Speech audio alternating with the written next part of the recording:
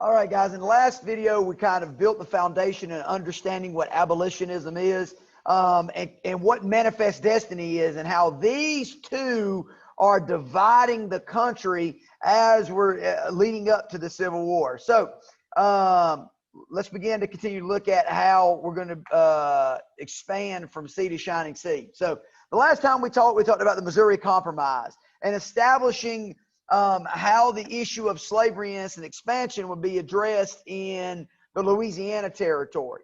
Well, now we have the Compromise of 1850. And what occurs in 1850 is you actually have the California Gold Rush of 1849. So when people hear that there's gold in California, what automatically is going to happen? If you said people are going to head out there, you are 100% correct. That's exactly what happened. It increased the immediate population of the California territory, and now California is going to apply to be a state. Here we go. Where are we talking about? We are talking about the Mexican Cession Territory. We have to identify these territories that the U.S. gains, and what we've already talked about. Okay. So, and that is the California, Utah, and New Mexico territory. Why? Because California in 1849 is going to have this massive, fast population growth. And so this is the Mexican Cession Territory. When we got Texas, we annexed Texas. Okay, Texas was its own country. We've already talked about this, and the U.S. made Texas. Well, when Texas was annexed, there was no question that they had slavery, and when it was annexed, it was going to be a slave state. And of course, all the Louisiana Territory was addressed by the Missouri Compromise. Now we're looking at the California, New Mexico, and Utah territories. And what happened is this territory, this California, was now going to apply to be a state. Okay. And so they apply to be a free state. Here we go. Back to the issue, guys. Back to the issue that the people in the U.S. are trying to do at this time. They want to maintain an equal balance between free and slave states. They want to maintain an equal balance between free and slave states. So no side has more say-so in the Senate, because everybody gets how many senators? 2. So if you have an equal number of free to slave states, no state has a majority. Now, what's going to happen is that in 1850, when California applies to be a free state, it is going to upset the balance between free states and slave states. So in turn, it upsets the balance between the number of senators that support the expansion of slavery that are against the expansion of slavery. So what is going to happen? What is going to happen?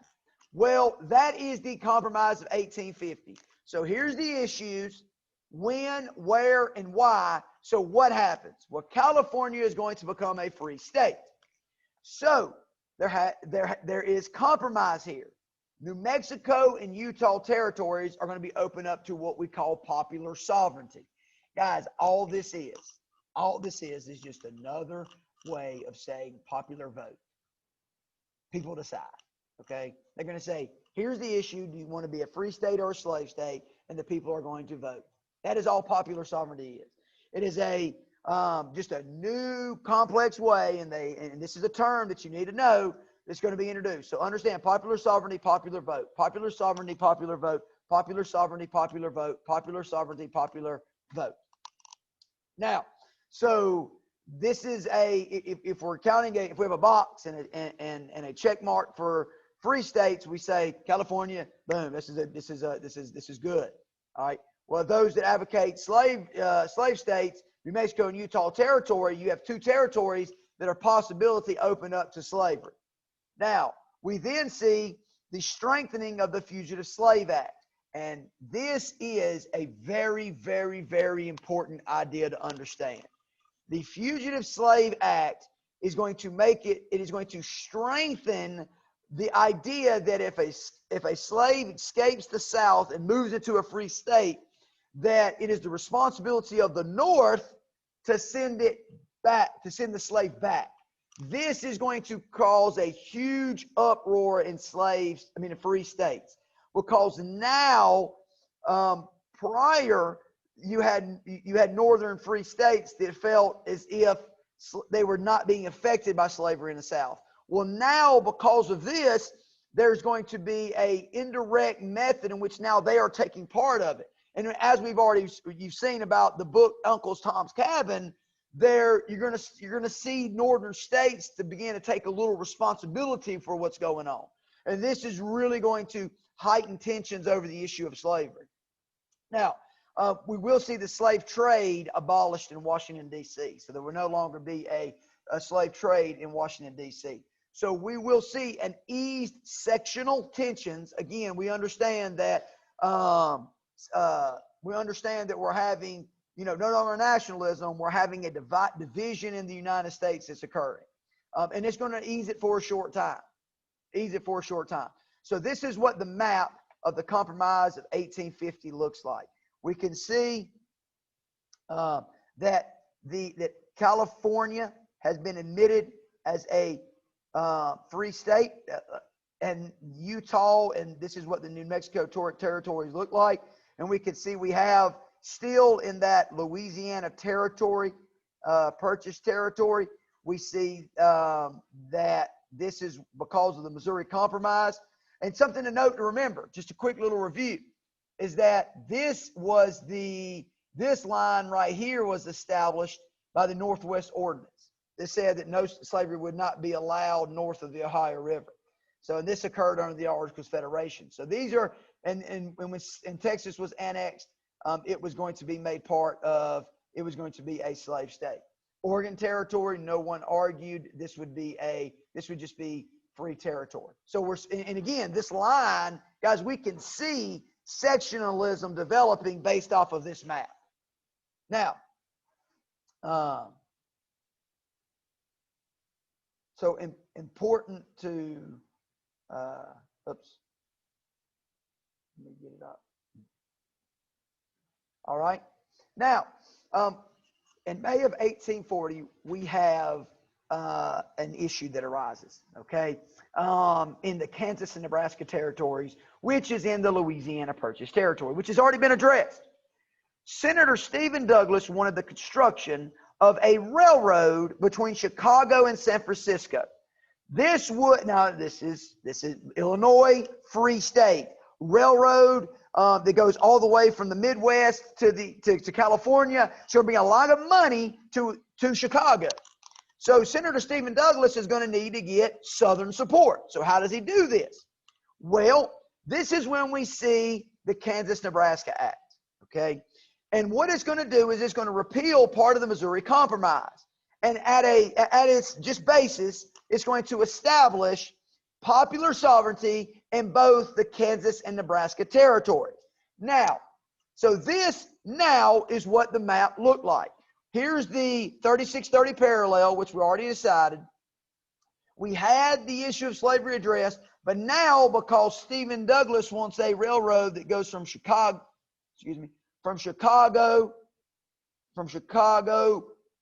all the way to San Francisco, it's going to bring a lot of money to Chicago, because you're going to have a lot of people travel to Illinois to then have to go to California. So they got to get Southern support. So now he said, well, let's take this territory right here, which had been closed to slavery, and let's just open it up to the people to decide. This is going to be a major problem. Major problem. All right.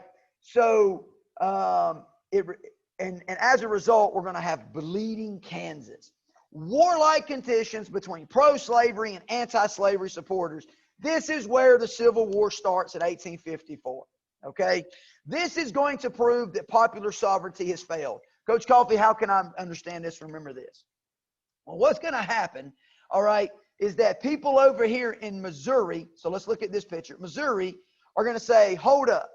Now we can turn the Kansas territory into slave state. So all these people in Missouri are going to do what? leave Missouri and run over to Kansas, the Kansas Territory. Well, the people who had been living in Kansas since 1820 thought it was going to be a free territory. So now we're going to have, here's Missouri, here's Kansas. We're going to have warlike conditions. I'm talking about people getting killed. We see Potomac Creek right here, guys. I mean, Potomac Creek. This is going to be a massacre. And the people, and the word that we can remember this are border ruffians. And so you need to write all this down, type it all down. These were pro-slavery Missourians who came over from Missouri, who traveled in armed groups to vote in Kansas in order to make it a pro-slavery government following the Kansas-Nebraska Act. These border ruffians are who we identify as the who caused Bleeding Kansas. Now, that's not a bell ring. I should have braced that. Now, all that's going on, and in 1856, we have the Dred Scott case. So in 1856, where we're looking at Louisiana Territory, Dred Scott was a slave who claimed he had become a free person because he lived in free territory for several years. Pretty good argument, right? Well, the Supreme Court rules, okay, and this is very important because this is all the stuff we just talked about now is completely out the window. Ruled slaves were not citizens, but were property. And a state could not stop someone from taking their property anywhere, okay, without due process, meaning to go to court. So in other words, popular sovereignty and the compromises over slavery were unconstitutional. You could not have a law. You could not vote on whether or not someone could not take their property to a territory. Guys, what just happened is that it cleared the way for slavery to expand in every part of the United States. Think about this. We have people like Frederick Douglass, William Lloyd Garrison, Lucretia Mott that are advocating, Nat Turner, that are rebelling, that are advocating for the abolition of slavery. And in 1856, it just said that now slavery could be expanded anywhere. Now, and eventually we're going to see the election of 1860. We have politically divided the Democratic Party. All right. You had Southern Democratic platform that called for the unrestricted extension of slavery. Dred Scott, based on the schedule, Dred Scott schedule. Senator Douglas, he ran on a platform of popular sovereignty and enforcement of the fugitive slave. Well, Republican Party stopped expansion of slavery from the territories. And this is where we see the birth of the Republican Party. They also said we wanted a protective tariff for industry, free land for homesteaders, people to expand rest, encourage Western settlement, build a transcontinental railroad. Now, the presidential election results show even with a unified South, the South never would have won.